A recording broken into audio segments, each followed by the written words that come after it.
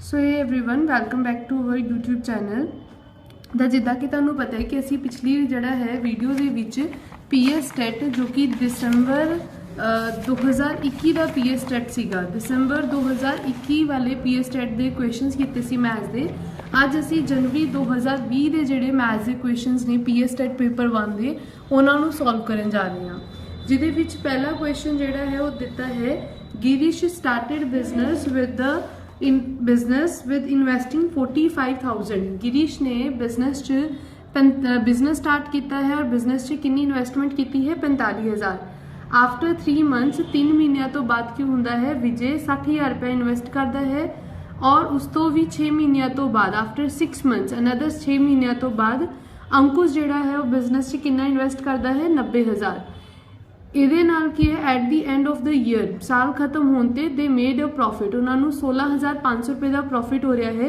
ਤੁਸੀਂ ਇਹ ਦੱਸਣਾ ਹੈ ਕਿ ਉਸ ਪ੍ਰੋਫਿਟ ਦੇ ਵਿੱਚ ਗਿਰੀਸ਼ ਦਾ ਕਿੰਨਾ ਹਿੱਸਾ ਹੋਏਗਾ। ਦੇਖੋ ਤੁਹਾਡੇ ਕੋਲ ਕੀ ਹੈ ਕਿ ਤੁਸੀਂ ਇਹ ਦੇਖੋਗੇ 45,000 पहले ਅਸੀਂ ਲਿਖ ਰਹੇ ਇੱਕ ਪਾਰਟਨਰ ਹੈ ਗਿਰੀਸ਼, ਇੱਕ ਪਾਰਟਨਰ ਹੈ ਵਿਜੇ, ਇੱਕ ਪਾर्टनर है अंकुश। ਗਿਰੀਸ਼ ਨੇ 45,000 ਰੁਪਏ ਇਨਵੈਸਟ ਕੀਤਾ ਹੈ। ਉਸ ਤੋਂ 3 ਮਹੀਨਿਆਂ ਬਾਅਦ ਵਿਜੇ ਆਂਦਾ ਹੈ ਜੋ ਕਿ ਬਿਜ਼ਨਸ 'ਚ 60,000 ਲਗਾਉਂਦਾ है तो 6 महीनों बाद अंकुश आता है जो कि बिजनेस 90,000 लगा रहे हैं। असी सिंपली बस इन्ना वेखना है कि इन्होंने किन्ने किन्ने महीने लिए काम किया। तो गिरीश जोड़ा है वो पूरे साल लिए काम करेगा क्योंकि गिरीश साल के शुरू च ही आ चुका है तो पूरे साल लिए काम करेगा, यानी गिरीश करेगा 12 महीनों लिए काम। 45,000 ਨੂੰ 12 ਨਾਲ ਕਰਾਂਗੇ ਤਾਂ ਸਾਡੇ ਕੋਲ ਆਨਸਰ ਆਏਗਾ ਜੀ 5,40,000। ਉਸ ਤੋਂ ਬਾਅਦ ਜਿਹੜਾ ਵਿਜੇ ਹੈ ਉਹ 3 ਮਹੀਨਿਆਂ ਤੋਂ ਬਾਅਦ ਬਿਜ਼ਨਸ 'ਚ ਆਇਆ। 12 ਦੇ ਵਿੱਚੋਂ 3 ਮਹੀਨੇ ਜਿਹੜਾ ਸੀ ਉਹ ਵਿਜੇ ਨੇ ਕੋਈ ਕੰਮ ਨਹੀਂ ਕੀਤਾ। 12 ਤੋਂ 3 ਮਹੀਨੇ ਘਟਾ ਕੇ यानी सिर्फ 9 ਮਹੀਨਿਆਂ ਲਈ ਵਿਜੇ ਕੀ ਕਰ ਰਿਹਾ ਹੈ ਕੰਮ। 60,000 ਨੂੰ ਅਸੀਂ 9 ਨਾਲ ਗੁਣਾ ਕਰਾਂਗੇ ਤਾਂ ਸਾਡੇ ਕੋਲ ਆਏਗਾ 5,40,000। ਫਿਰ ਕੀ ਆਂਦਾ ਹੈ ਕਿ 12 ਦੇ ਵਿੱਚੋਂ 6 ਮਹੀਨੇ ਅੰकुश ਨੇ ਕੋਈ ਕੰਮ ਨਹੀਂ ਕੀਤਾ, ਬਟ ਉਹ 6 ਮਹੀਨਿਆਂ ਤੋਂ ਬਾਅਦ ਜਦੋਂ ਆਏਗਾ ਤਾਂ ਅਗਲੇ ਬਚੇ ਹੋਏ 6 ਮਹੀਨੇ ਉਹ ਵੀ ਕੰਮ ਕਰ ਰਿਹਾ ਹੈ। ਉਹਨੇ ਇਨਵੈਸਟ ਕੀਤਾ ਸੀ 90,000, 90,000 × 6 ਕਿੰਨਾ ਹੋ ਗਿਆ 5,40,000। ਤਿੰਨਾਂ ਦਾ ਜਿਹੜਾ ਕੈਪੀਟਲ ਹੈ, ਤਿੰਨਾਂ ਦੀ ਜਿਹੜੀ ਅਮਾਉਂਟ ਹੈ ਉਹ ਕੀ ਆ ਰਹੀ ਹੈ ਬਰਾਬਰ। ਜਦੋਂ ਤਿੰਨਾਂ ਦਾ ਪੈਸਾ ਬਰਾਬਰ ਹੈ ਤਾਂ ਤਿੰਨਾਂ ਨੂੰ ਪ੍ਰੋਫਿਟ ਵੀ ਕੀ ਮਿਲਣਗੇ ਇਕੁਅਲ। ਤਿੰਨਾਂ ਦੇ ਪ੍ਰੋਫਿਟ ਵੀ ਕੀ ਹੋਣਗੇ ਇਕੁਅਲ। ਪ੍ਰੋਫਿਟ ਕਿੰਨਾ ਹੈ? ਪ੍ਰੋਫਿਟ ਹੋ ਰਿਹਾ ਹੈ 16,500 ਰੁਪਏ ਦਾ, ਜੋ ਕਿ ਕਿੰਨੇ ਬੰਦਿਆਂ ਦੇ ਵਿੱਚ ਵੰਡਿਆ ਜਾਏਗਾ 3 ਬਰਾਬਰ ਹਿੱਸਿਆਂ ਦੇ ਵਿੱਚ ਉਹਨੂੰ ਅਸੀਂ ਡਿਵਾਈਡ ਕਰਨਾ। ਤਾਂ 16,500 ਨੂੰ ਅਸੀਂ ਜਦੋਂ 3 ਦੇ ਨਾਲ ਡਿਵਾਈਡ ਕਰਾਂਗੇ ਤਾਂ ਸਾਡੇ ਕੋਲ ਆਨਸਰ ਆਏਗਾ 15 ਤੇ 15 ਤੇ ਕਟਿੰਗ ਕਰਕੇ 5500, यानी कि हर पर्सन ਨੂੰ ਕਿੰਨਾ ਪੈਸਾ ਮਿਲੇਗਾ 5500। ਤਾਂ ਗਿਰੀਸ਼ ਨੂੰ ਵੀ ਕਿੰਨਾ ਪੈਸਾ ਮਿਲੂਗਾ 16,500 ਦੇ ਵਿੱਚੋਂ ਗਿਰੀਸ਼ ਨੂੰ ਕਿੰਨਾ ਮਿਲੂਗਾ 5,500, यानी ਆਪਸ਼ਨ A ਜਿਹੜਾ ਹੈ ਇੱਥੇ ਦਾ ਸਹੀ ਆਨਸਰ ਹੋਏਗਾ। ਇਸ ਤੋਂ ਬਾਅਦ ਸਾਡੇ ਕੋਲ ਅਗਲਾ ਕੁਐਸਚਨ ਆਂਦਾ ਹੈ sum of the number of 2 digit and the number obtained by reversing the digit of the first number is 110। ਇਹਦਾ ਮਤਲਬ ਕੀ ਹੈ ਕਿ ਅਗਰ ਤੁਸੀਂ ਕੋਈ 2 ਡਿਜਿਟ ਨੰਬਰ ਲੈਂਦੇ ਹੋ ਜਿੱਦਾਂ ਕਿ 16, ਇਹ 2 ਡਿਜਿਟ ਨੰਬਰ ਹੈ 16। सम मतलब प्लस करना है पर किनू नंबर ऑफ 2 डिजिट नंबर केड़ा आपा लिता है 16 and the number obtained by reversing the digits, एक ऐसा नंबर जिन्हों असी बनावांगे किस तरह इन्हां डिजिट्स नूं रिवर्स करके, यानी 6 चल जाएगा 1 की जगह ते और 1 आ जाएगा 6 की जगह ते। ये 2 डिजिट नंबर सी जिदा ऑर्डर रिवर्स करके 16 2 डिजिट नंबर है, ऑर्डर रिवर्स करके कितना बन गया 61। इस तरह 14 एक जिहड़ा है वो की है 2 डिजिट नंबर है, अगर मैं इहदा रिवर्स करदा तो की बन जाएगा 41। 23 एक 2 डिजिट नंबर है, रिवर्स ऑर्डर करके कितना बन जाएगा 32। तो कह रहे कि एक नंबर तो एक उहदा रिवर्स नंबर नूं जदों असीं सम यानी प्लस कर रहे हैं तो साडे कोल आंसर कितना बन रहा है 110। हालांकि ਇਹਦਾ नहीं जी मैं एग्जाम्पल लीती ਉਹਦਾ नहीं बन रहा, बट मैं ਤੁਹਾਨੂੰ सिर्फ समझाने वास्ते दस रही हाँ कि 2 डिजिट नंबर ਤੇ ਉਹਦਾ रिवर्स करके ਸਾਡੇ ਕੋਲ ਦੋਨਾਂ ਨੰਬਰਾਂ ਦਾ ਜਿਹੜਾ टोटल आएगा वो कितना होएगा 110। If the difference of the digit is 4 then the number is, यानी ਜਿਹੜੇ ਦੋਨੋਂ डिजिट ਦਾ डिफरेंस की है 4 है।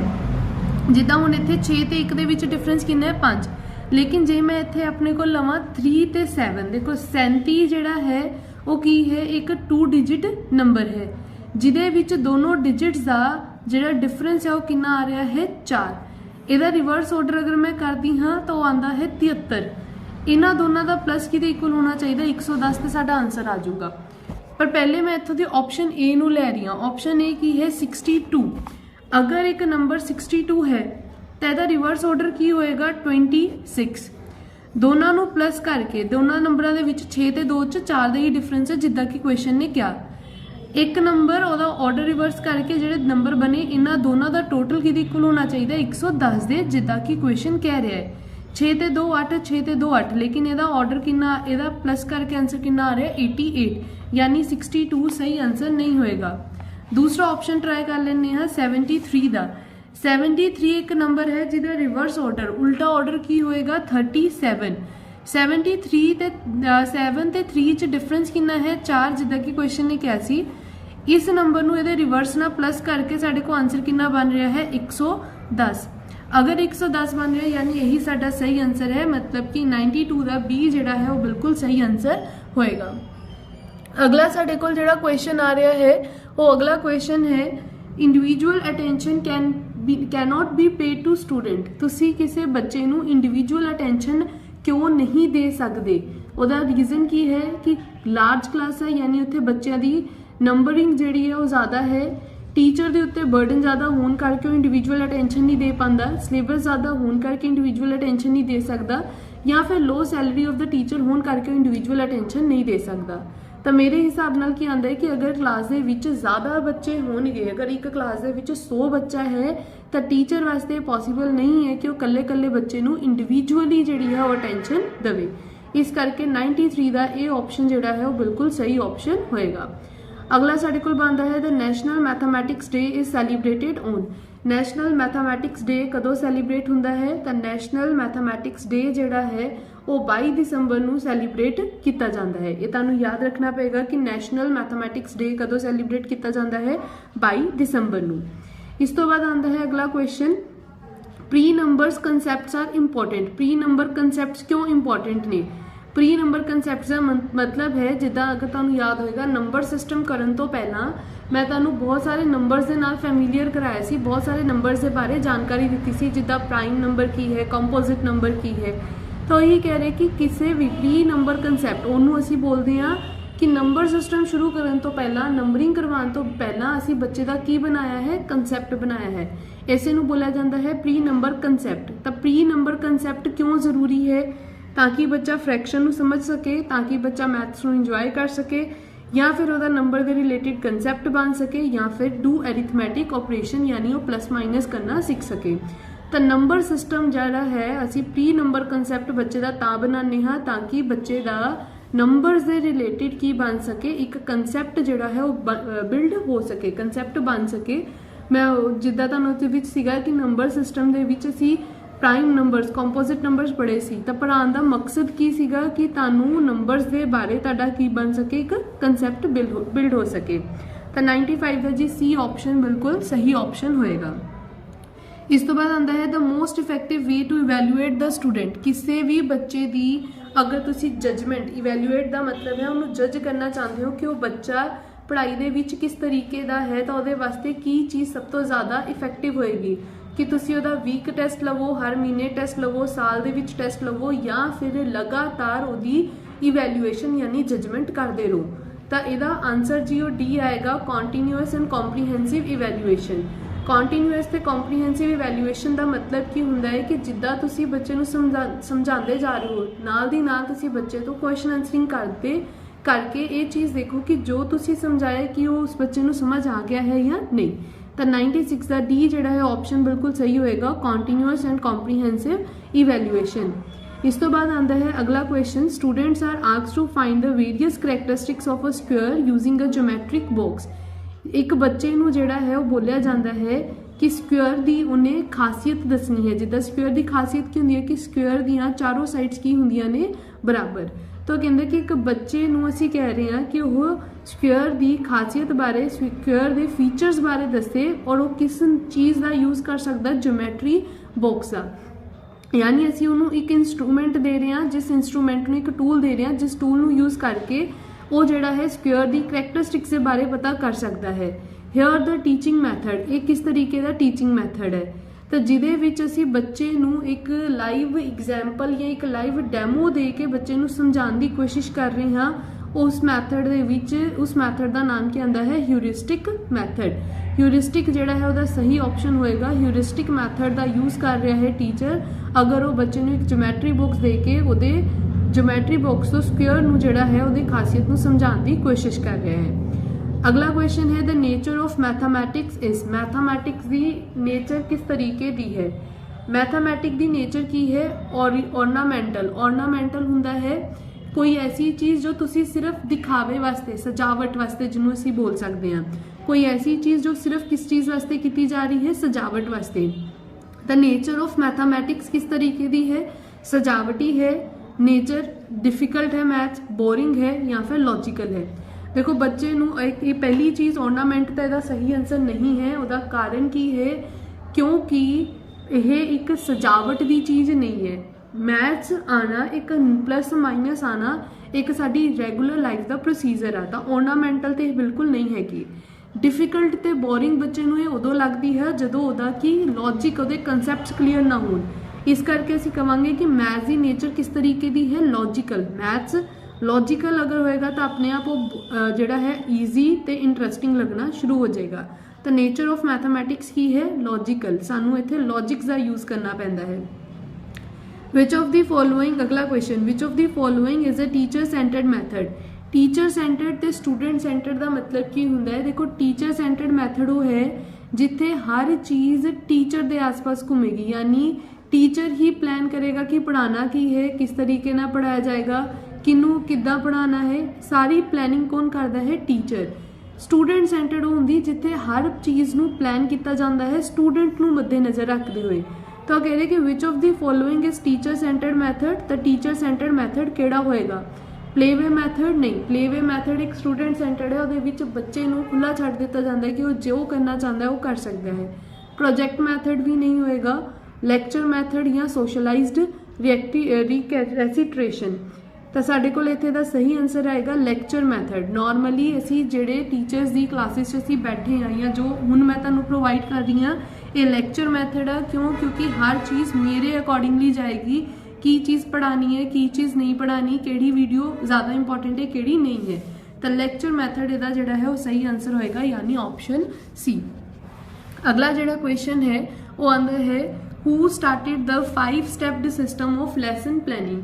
साढ़े को ना मैथ की पैडागोजी दे विच एक क्वेश्चन आंदा है एक पर्टिकुलर पॉइंट आंदा है 5 stepped system of lesson planning.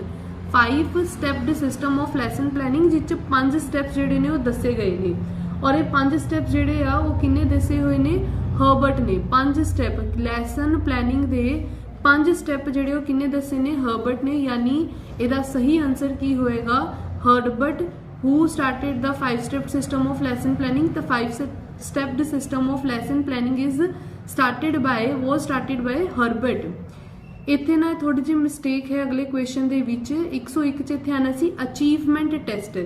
Achievement test दा एम की हुंदा है ये टेस्टिंग दी कैटेगरीज दे विच आंदे ने कि जो तुसी बच्चे दा टेस्ट लेंदे हो तो एक टेस्ट दा नाम है अचीवमेंट टेस्ट। जिहड़ा अचीवमेंट टेस्ट इत्थे ब्लैंक की जगह ते इत्थे जिहड़ा है वो क्वेश्चन मिसप्रिंट है ब्लैंक की जगह ते इत्थे सीगा अचीवमेंट टेस्ट। अचीवमेंट टेस्ट इन मैथमैटिक्स एम है टेस्टिंग। अचीवमेंट टेस्ट दा एम की हुंदा है तो अचीवमेंट टेस्ट दा एम हुंदा है बच्चे दी परफॉर्मेंस बच्चे दी स्पीड ते उहदी एक्यूरेसी नूं चैक करना। अचीवमेंट टेस्ट दा मेजर काम की हुंदा है बच्चे दी परफॉर्मेंस उहदी स्पीड ते उहदी एक्यूरेसी नूं चैक करना। अगला क्वेश्चन अपने कोल आंदा है an angle is a dash. Angle की हुंदा है तो एंगल दा बेसिक काम की हुंदा है या एंगल असी किनू बोलते हाँ a measure of degree of rotation of a ray. एक रे कितना घूम रही है उन्होंने असी एंगल बोलांगे। Made from the line segment किसी लाइन सेगमेंट तो बन रही है। मेक फ्रॉम द लाइन्स तो बन रही है। मेक फ्रॉम रेस या रेस तो बन रही है। देखो जी एंगल बेसिकली हुंदा है जिद्दां ये एक रे है ये एक की है रे ये रे किन्ना घूम के जिवें ये रे घूम के अगर इत्थों तक आती है तो असीं बोलते हैं कि की बना रही है एंगल। रोटेशन उहदी किन्नी है एक सुई अगर वो 12 ते सीगी और हुण वो सुई घूम के 3 ते आ गई है यानी यह की है कड़ी दी सुई की है रे जो की कर रही है रोटेट करके किन्ने ते आई 3 ते। जदों ये रे रोटेट कर रही है तो किन्ने डिग्री का एंगल बनाती है 90 डिग्री। और यही साडा क्वेश्चन है कि एंगल किस नूं बोलिया जाता है, तो एंगल की हुंदा है a measure of degree rotation of a ray. एक रे दी डिग्री रोटेशन नूं ही की बोलिया जाता है एंगल। अगला क्वेश्चन है जी, the angle formed between south and east direction is dash.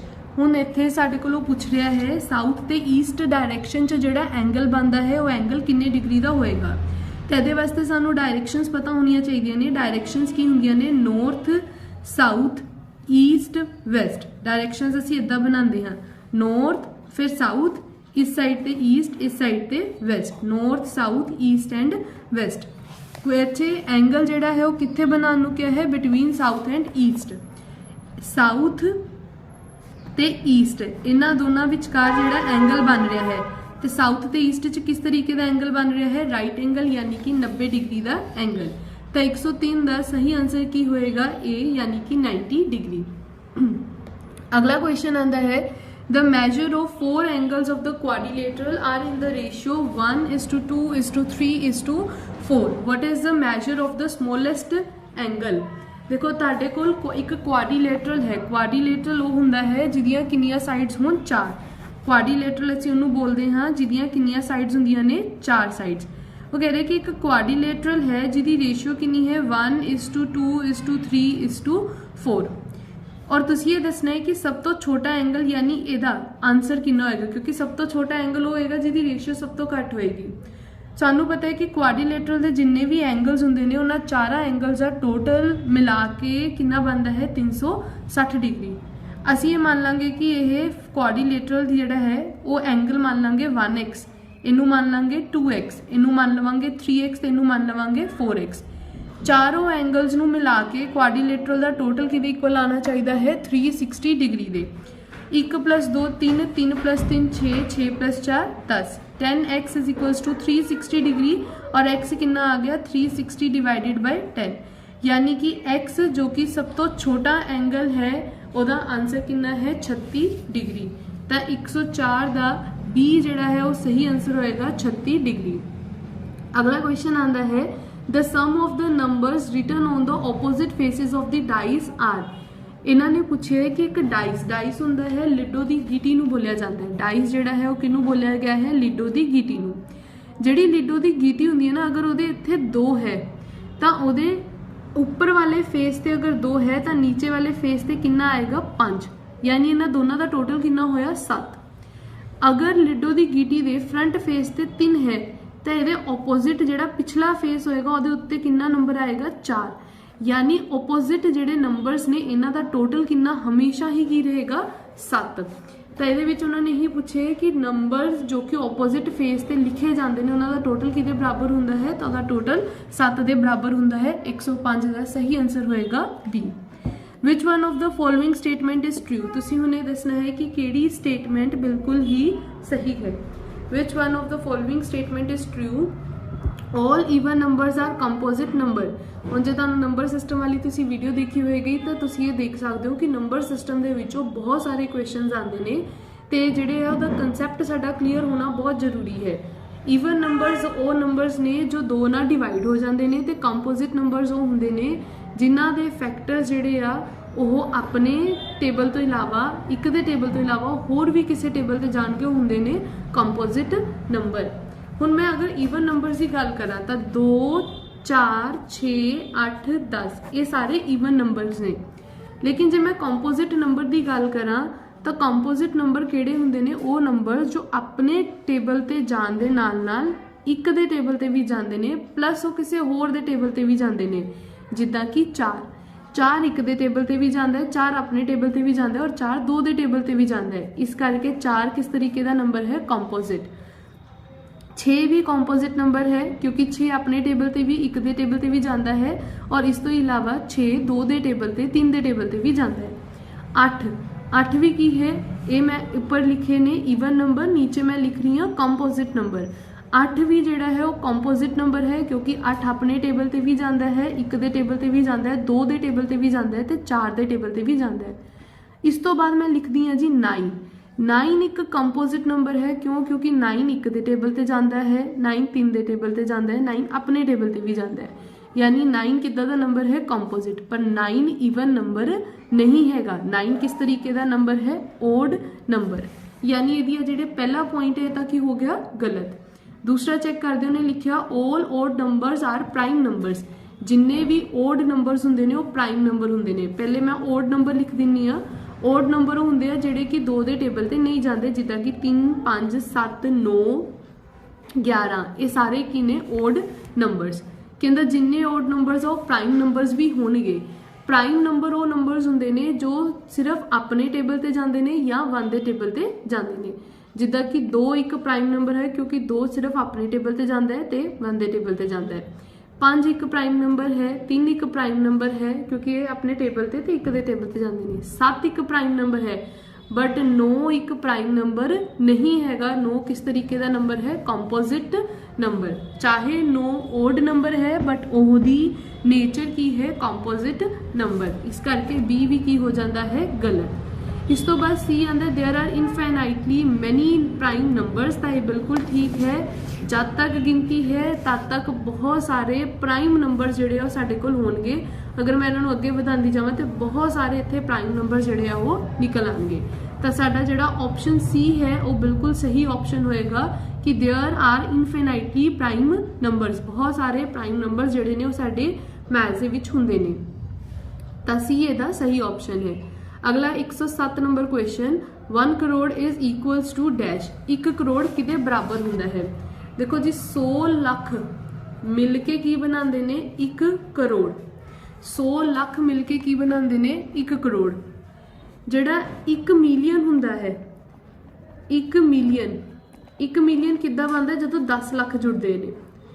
10 lakh जुड़ते हैं तो की बनता है 1 मिलियन। 10 लाख अगर जुड़ रहे ने 1 मिलियन बन रहा है। तो 10 अगर आप मैं कहा 10 मिलियन, तो 10 मिलियन का मतलब की होएगा 10 लाख इंटू 10, यानी कितना हो गया 100 लाख। तो फिर भी 10 मिलियन भी किदे बराबर ने 100 लाख दे। 10 मिलियन किदे बराबर होंगे ने 100 लाख दे। 100 लाख किदे बराबर है 1 करोड़ दे। 10,000 जेड़ा है 10,000, 10,000 का मतलब है 10 और अगे की आ गया 1000। 10,000 जो बनया तो किनिया जीरोस लग गई, तो 10,000 के पिछे 1 2 3 4 3 3 6 1 7, 1 2 3 4 और अपनी 7, किनिया जीरो लग गया 7। 7 जीरो मिलके की बनाता है 1 करोड़। यानी तुसी किसी भी एंगल तो देख लो, अगर मैं कहा 100 लाख किदे बराबर है तो मैं पहले दसिया 100 लाख किदे बराबर है जी 1 करोड़ दे। 1 मिलियन दे विच 10 लाख होंगे ने, यानी 10 मिलियन किदे बराबर हुए 100 लाख, जो कि किदे बराबर है 1 करोड़। 1 करोड़ के पिछे किनिया जीरो लगदियां ने 7। 10,000 नूं अगर तुसी 10,000 उत्थे लिखिया सी 10,000, यानी आप लिखिया सी 10,000 10,000 मैं 1000 अलग तो इस करके बोल रही कि तुसी 10,000 नूं 1000 ना बोल दियो। और लिख रहा है 10,000 1000, यानी 10,000 मल्टीप्लाई बाय 1000, जिन्हों मल्टीप्लाई करके एक दे पिछे 7 जीरो आ रही ने, यानी वो भी की बना रहा है 1 करोड़। तो इसका आंसर की होएगा all of these, 1 crore 10 million 100 lakh ते 10,000 1000 के बराबर होंदा है। तो यानी इसका आंसर सही आंसर की होएगा ऑप्शन नंबर डी, जो कि कितना है ऑल ऑफ दीज। इस तो बाद साडे कोल अगला क्वेश्चन आंदा है, total population of a village is 6508। एक विलेज है जिदी टोटल पॉपुलेशन कितनी है 6508। आउट ऑफ देम 2541, ਇਹਦੇ ਵਿੱਚੋਂ 2541 की ने मेल्स और बाकी जेडे ने नहीं 2541 मेल्स ने ते 2318 जड़ी ने वो की ने फीमेल्स, और बाकी कहता जिन्ने भी बच जाएंगे रेस्ट मतलब बाकी जिन्ने भी ने वो की ने चिल्ड्रंस, वो सारे की ने बच्चे। हुण वो कह रहा कि the number of children in the village is, तुसीं ये दसना है कि उस विलेज च चिल्ड्रंस किन्ने होणगे। तो असीं की करांगे, टोटल पॉपुलेशन इन्नी है ना जिस मेल ते फीमेल इन्ने ने, पहले तुसीं अपने मेल देखो फिर फीमेल, दोनों नूं प्लस कर लो। इत्थे 18 है, 2541 2318 9584 4859 6508 चों 4859 ਅਸੀਂ ਮਾਈਨਸ ਕਰ ਦਾਂਗੇ ਕਿਉਂਕਿ ਇਹ ਮੇਲ ਤੇ ਫੀਮੇਲਸ ਨੇ। ਸਾਡੇ ਕੋਲ ਬਚਣਗੇ ਕਿੰਨੇ ਉਹ ਅਸੀਂ ਦੇਖਣੇ ਹੈ। 4 9 18 ਚੋਂ 9 ਗਏ 9 9 ਚੋਂ 5 ਗਏ 4 4 ਚੋਂ 8 ਜਾਣੇ ਸੀ 5 5 कैरी लिता 14 ਦੇ ਵਿੱਚੋਂ 8 ਗਏ 6 5 ਚੋਂ 4 ਗਏ 1 यानी 1649 ਜਿਹੜਾ है ऑप्शन नंबर सी ਇਹਦਾ ਕੀ ਹੋਏਗਾ सही आंसर कि बचे हुए जाने कौन होंगे चिल्ड्रंस। तो 1649 ਇਹਦਾ बिल्कुल सही आंसर ਜਿਹੜਾ ਹੋਏਗਾ। ਇਸ ਤੋਂ ਬਾਅਦ ਆਂਦਾ है अगला 109 नंबर क्वेश्चन। 109 नंबर क्वेश्चन ਜਿਹੜਾ ਉਹ ਕੀ ਕਹਿ ਰਿਹਾ है 50 liters of milk was divided equally among the students of a school if each student got 1/4 liter of milk then number of students in the school are। वो कह रहे कि school दे विच ना 50 लीटर्स ऑफ मिल्क जिहड़ा है वो equally divide किया गया है स्कूल दे बच्चों 50 लीटर्स ऑफ मिल्क इक्वली वंडिया गया है स्कूल दे बच्चों दे विच और हर बच्चे नू 1/4 लीटर ऑफ दी मिल्क मिल रहा है। हर बच्चे नू कितना मिल रहा है 1/4 लीटर ऑफ मिल्क। 1/4 लीटर का मतलब देखो 1 लीटर दे विच 1 लीटर दे विच कितना जड़ा है वो मिलीलीटर हुंदा है। तो 1 लीटर दे विच 1000 मिलीलीटर हुंदा है यानी हर बच्चे नू कितना उहदे विचों 1000 मिलीलीटर चों हर बच्चे नू 1/4 मिलदा पिया। 1/4 मिलन का मतलब है कि हर बच्चे के हिस्से कितना आ रहा है 250 मिलीलीटर का मिल्क। पहली चीज़ उन्होंने की दसी कि स्कूल दे विच 50 लीटर ऑफ मिल्क जिहड़ा डिवाइड किया गया है स्कूल के बच्चों च हर बच्चे के हिस्से कितना लीटर मिल्क आ रहा है 1/4 litre of the milk. 1 litre च किन्ने मिलीलीटर हुंदे ने 1000 मिलीलीटर हुंदे ने 1/4 अगर आप करांगे यानी कि 1000 मिलीलीटर जो कि किदे बराबर है 1 लीटर दे ਉਹਦੇ ਵਿੱਚੋਂ 250 मिलीलीटर एक बच्चे के हिस्से आ रहा है। टोटल कितने बच्चे टोटल कितना मिल्क सी 500 लीटर टोटल 500 नहीं सॉरी टोटल 50 लीटर का मिल्क है। 50 लीटर मिल्क है अगर मैं 8 मिलीलीटर च कढ़िया तो मैनू 50 नू भी किच कन्वर्ट करना पऊगा मिलीलीटर च। 1 लीटर दे विच 1000 मिलीलीटर ने तो 50 लीटर च किन्ने होणगे 1000 × 50 यानी कि 50,000 मिलीलीटर।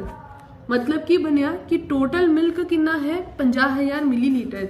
हर बच्चे नू कितना मिल्क मिल रहा वा 250 मिलीलीटर। 50,000 मिलीलीटर टोटल मिल्क है हर बच्चे नू कितना मिलीलीटर मिल्क मिल रहा है 250 यानी कटिंग करके सानू पता लगेगा कि हर बच्चे नू टोटल जिहड़ा है the number of children in the village किन्ने बच्चे होणगे उत्थे तो असी सॉरी आ वाला क्वेश्चन सी। Then the number of students in school दे विच किन्ने बच्चे होणगे 50,000 मिलीलीटर टोटल मिल्क सीगा 250 मिलीलीटर एक बच्चे नू मिल रहा है यानी कटिंग करके सानू पता लगेगा कि किन्ने टोटल बच्चे ने तो टोटल जिहड़े वो किन्ने बच्चे निकल रहे ने 200 बच्चे जिन्हां नू मिल्क जिहड़ा है वो वंडिया गया है। इस तो बाद इहदा सही आंसर जिहड़ा है होएगा सी। इस तो बाद साडे कोल क्वेश्चन नंबर आंदा है 110। 110 ਦੇ ਵਿੱਚ ਦੇਖੋ if we divide 999 by 0.009 we obtain ਉਹਨਾਂ ਨੇ ਕੀ ਲਿਖਿਆ ਹੈ ਕਿ ਅਗਰ ਤੁਸੀਂ 999 ਨੂੰ ਡਿਵਾਈਡ ਕਰਦੇ ਹੋ 0.009 ਦੇ ਨਾਲ ਤਾਂ ਤੁਹਾਡੇ ਕੋਲ ਕੀ ਆਏਗਾ।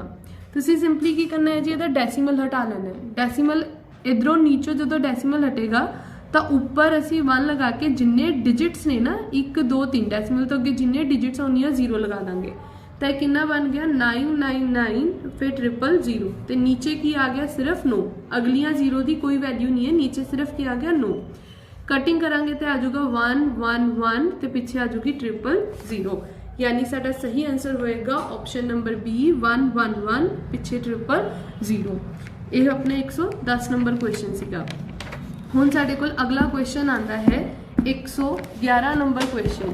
111 नंबर क्वेश्चन जिहड़ा वो कहता है अ पॉइंट हैज़ गोट जिहड़ा एक पॉइंट है पॉइंट मतलब एक बिंदी पॉइंट यानी कि एक इदा दा डॉट। इस पॉइंट का सिंपली उन्होंने पूछा कि इस पॉइंट की सिर्फ लेंथ ब्रैथ होएगी या इसका रेडियस छोटा होएगा या लेंथ ब्रैथ और थिकनेस होएगी या फिर कोई लेंथ ब्रैथ या थिकनेस यदि नहीं होएगी। तो अगर मैं इत्थे जी पॉइंट बना रही हाँ अब पॉइंट मैं इत्थे बनाया है इस पॉइंट की ना ही कोई लेंथ है ना ही कोई ब्रैथ है तो ना ही कोई थिकनेस है। ना लंबाई है ना चौड़ाई है, तो थिकनेस मतलब हुंदा है मोटाई। तो a point has no length, no breadth, no thickness, यानी ऑप्शन नंबर डी जिहड़ा है वो बिल्कुल सही होएगा। इस तो बाद साडे कोल 112 नंबर क्वेश्चन आंदा है। 112 नंबर क्वेश्चन जिहड़ा है वो मोस्ट इंपॉर्टेंट क्वेश्चन है, तो इस क्वेश्चन नूं जिहड़ा है वो जिहड़ा है क्वेश्चन है एक तो इंपॉर्टेंट है, एक इहदे विच तुहानूं ना बहुत चंगी तरीके दे नाल इहदे फॉर्मूलाज नूं जिहड़ा है वो याद करना पेगा। इहदे विच मैं तुहानूं फॉर्मूला दस दिंदी, देखो उन्होंने लिखा है on subtracting 8 metric ton 50 kilogram, 8 metric ton 50 kilogram, तुसी इनू माइनस करना है किदे विचों 12 मीटर टन 8 क्वांटल के विचों, और पता करके देना कि आंसर कितना होएगा। 12 मीटर टन दे विचों 12 मीटर 8 क्वांटल टन दे विचों 8 मैट्रिक टन 50 किलोग्राम 50 ग्राम असी किलोग्राम माइनस करने ने। तो पहले तुसी इन्हां नूं कन्वर्ट करोगे, इन्हां दे यूनिट्स नूं कन्वर्ट करांगे।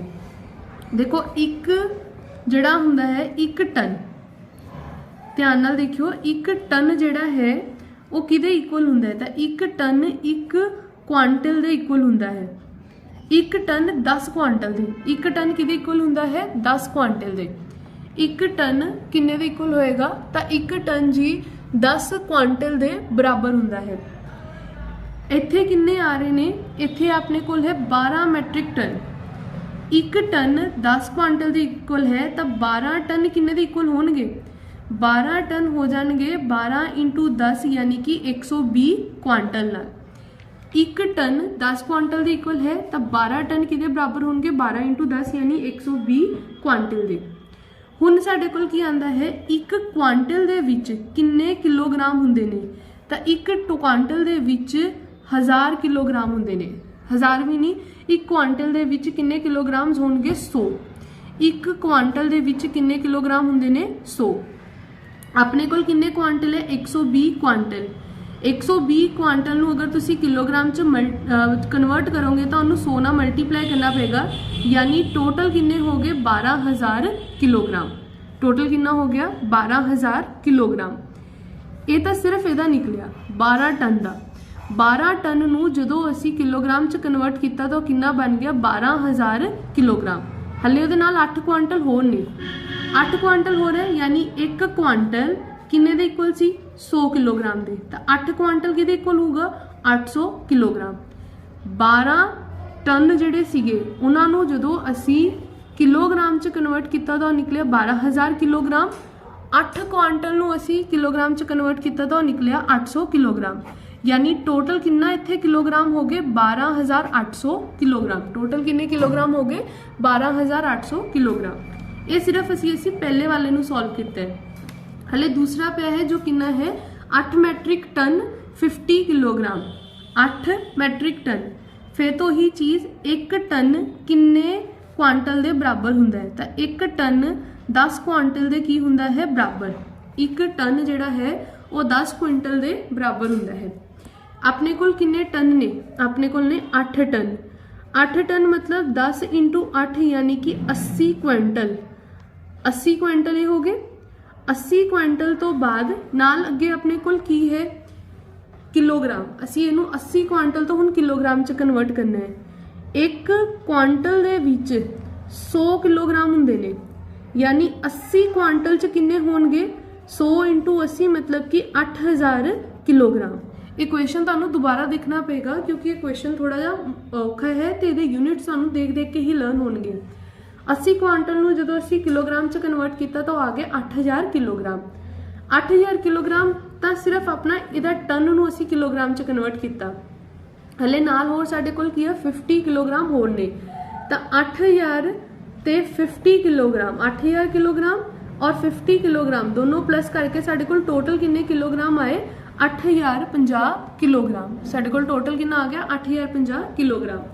क्वेश्चन ने की पूछा सी, इन्हां दोनों नूं सबट्रैक्ट करने नूं किहा सी कि असी 12800 दे विचों सबट्रैक्ट की करना है 8050 नूं। 12800 दे विचों 8050 जदों असी माइनस करांगे तो साडे कोल आंसर कितना आएगा 0 चो गए 0, 10 चो 5 गए 5, 7 चो 0 गए 7, 12 ਦੇ ਵਿੱਚੋਂ 8 ਗਏ ਤਾਂ ਸਾਡੇ ਕੋਲ ਆਨਸਰ ਕਿੰਨਾ ਆਏਗਾ 4, ਯਾਨੀ 4750 ਜਿਹੜਾ ਹੈ ਉਹ ਸਾਡੇ ਕੋਲ ਆਨਸਰ ਆਏਗਾ।